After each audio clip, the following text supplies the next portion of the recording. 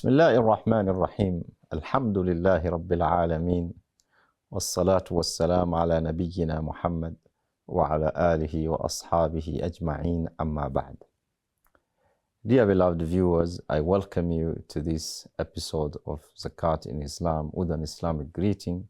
Assalamu alaikum wa rahmatullahi wa barakatuh. We have come to the point where we are discussing the beneficiaries of Zakat, those that should be given Zakat. Is it anyone, or there are specific groups that needs to be given Zakat? We have mentioned in the previous episode that there are 8 categories of those who deserve to be given Zakat, and we started by discussing the first 2, who are Faqir and Masakin. And these categories are supported by the verse in the Holy Quran, where Allah subhanahu wa ta'ala mentioned them in one verse in Surah At-Tawbah, verse number 60. So we explained who are the faqir, we explained as well who are the needy, and ended up in our previous episode with the question of how much should they be given? Can you give anything? So even if you have 1 million of zakat, you can give as you wish. Give to Ahmad 10,000. Give to Aisha 5,000. Give to as you wish, as you think, or you need to consider certain issues that faces that particular needy person. You have to definitely consider certain issues facing that poor person or the needy person. You need to understand his needs and provide him to the level of sufficiency, to make him self-sufficient. So you need to understand, okay, if he has some gaps in his financial resources, okay, that makes him fail to meet his basic needs for a year, and fill that particular gap accordingly. So we need to discuss this, how much they should be given. And in that regard, there are 3 views as to how much they should be given. And this explains as to why distribution, collection and distribution of zakat had to have workers, had to have amilina alayha, because it's not something you just wake up in the morning and say, I have this, this is my zakat, without proper calculations, whatever. You just say, you are a business person, this is something I've experienced. Somebody wakes up during Ramadan and says, how much do I have in my bank account? And they say, I'll pay zakat on the balance in my bank account. He doesn't take into account the goods, the stock that he has. He just pays zakat on cash only. Okay, it's not like that. You have to calculate it properly and also distribute it properly to those who are deserving, and you give them a proper amount that they deserve to be given. So there are 3 views with respect to how much should they be given. There is no specific amount, like say it should be given 1,000 or 2,000 or 1,000,000. But how much they be given will depend with the poor or the needy person situation. So the first view here says they should be given an amount that is adequate to meet their basic needs for a year, full year.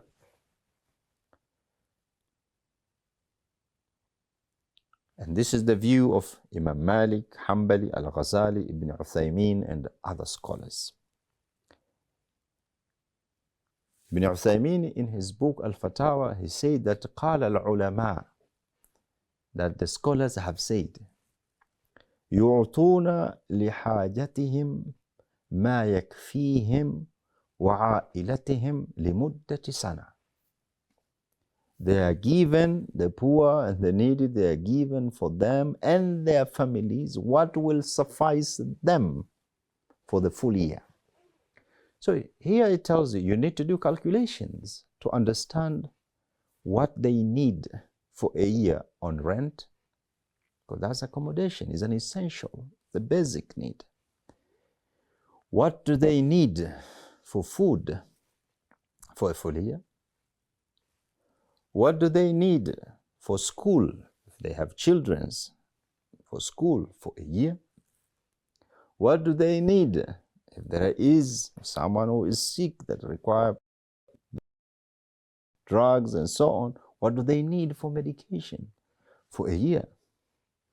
Clothing, what do they need for clothing for a year during the year? Then this has to be calculated properly given the living condition of that person where he is, okay, and be given zakat that suffices that person's basic needs for a year. This is the first view. The second view is about giving them what will be enough to make them rich. That this person will no longer be classified after being given what is given as a poor person. He will be now already considered rich. Should be given zakat that will enable him to be productive as well, to start business and be able to earn income and support his family, and so on and so forth. And this is based on the Umar ibn al-Khattab statement where he said, when you give, you must enrich.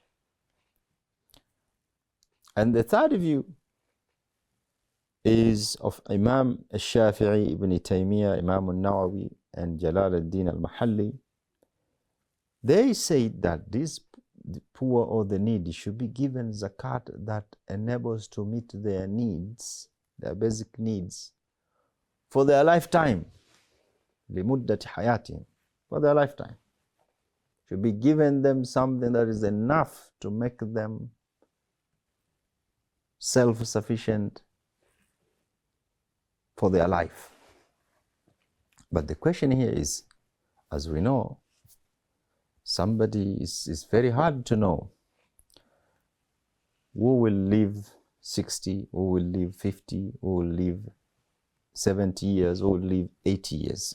Is there any specific number of years here that this category or this view follows? Yes.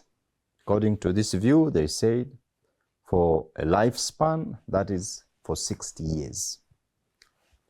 Okay, for lifespan, according to this view, is 60 years.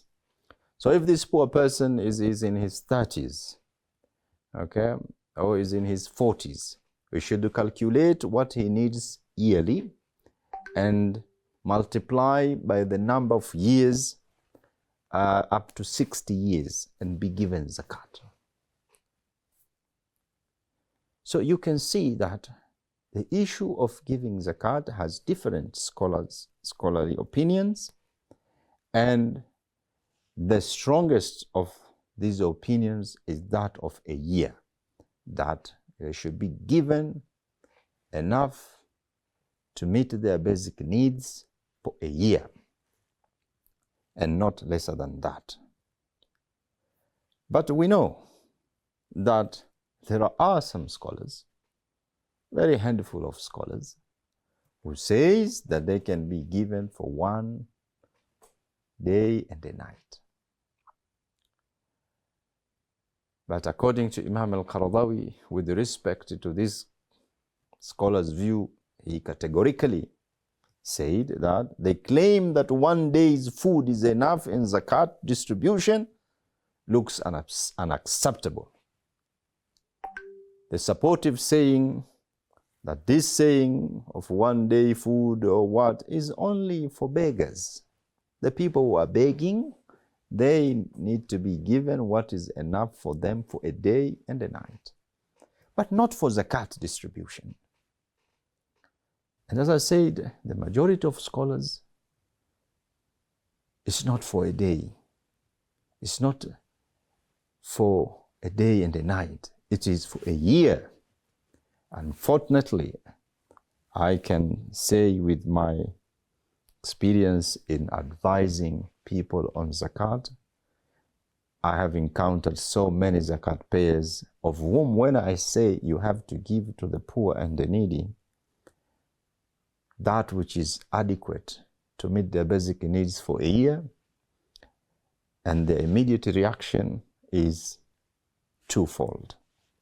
Number one, they say the first time we're hearing this, we never knew that there is any specific period of time that you need to consider.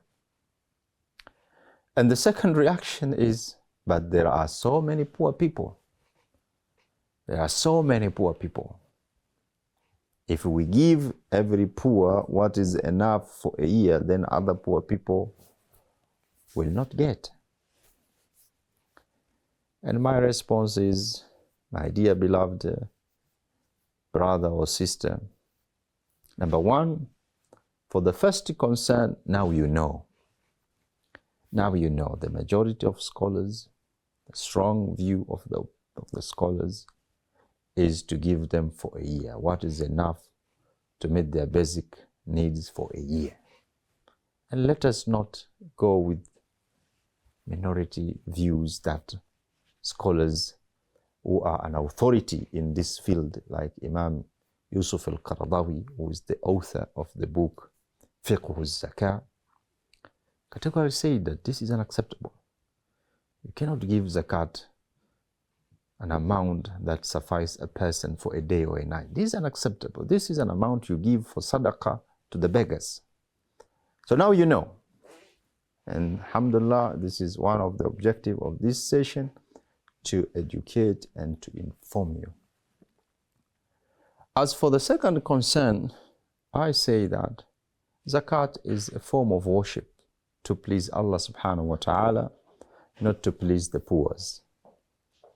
So you have to give it according to the authority, according to the requirements, not according to the emotions that I will leave others and so on. You are not raziq.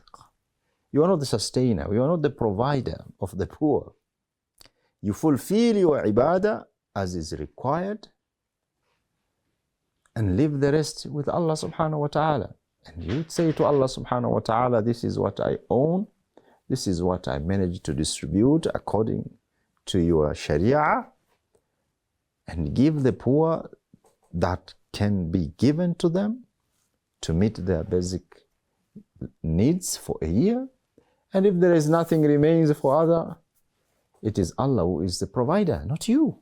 You as is to make sure what is due out of zakat is given to those who are deserving at an amount that is required to be given, and not carry what you are not supposed to carry.